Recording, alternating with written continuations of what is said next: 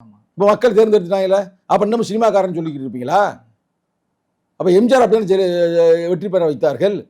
அவரை எப்படி முறைப்படுத்துவது, நெறிப்படுத்துவது? எங்களுக்கு இங்கே நல்ல ஒரு வாய்ப்பை நாங்கள் இழந்துட்டோம்ங்க.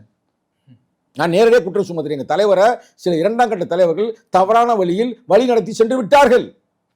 இல்லைன்னா எங்க தலைவர் அவர் கூப்பிட்டாரா கூப்பிடலையா? கூப்பிட்டாரு. அன்பா கூப்பிட்டார்ல, வேற யாரும் அவர் கூப்பிடல.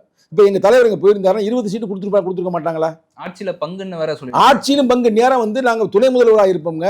எங்களுக்கு மினிஸ்டர் கொடுத்துருப்பாங்க. இப்ப நான் இது புலம்பல் அல்ல, இப்ப நான் பேசுவது புலம்பல் அல்ல. இனியாவது வருங்காலங்களில் எங்களை மாதிரி ஆட்கள்லாம் சொல்லும்போது நாங்கள் நேர்மையாக கட்சி நலனுக்காக சொல்லுவோம், சுய லாபத்துக்காக பேச மாட்டேன்.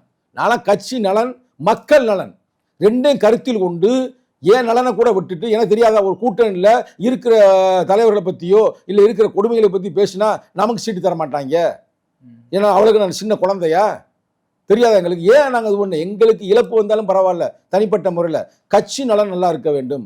கட்சி நலன் நல்லா இருந்தால் தான் மக்கள் நலன் நல்லா இருக்கு. அந்த எண்ணத்தில் நாங்களாம் சொன்னோம், உயர்நிலை குழுவில் நாங்கள் பேசினோம், இது சரிப்பட்டு வராது. ஆனால் கேட்கல. இப்போ என்ன ஆகி போச்சு? மோசமான தோல்விங்க.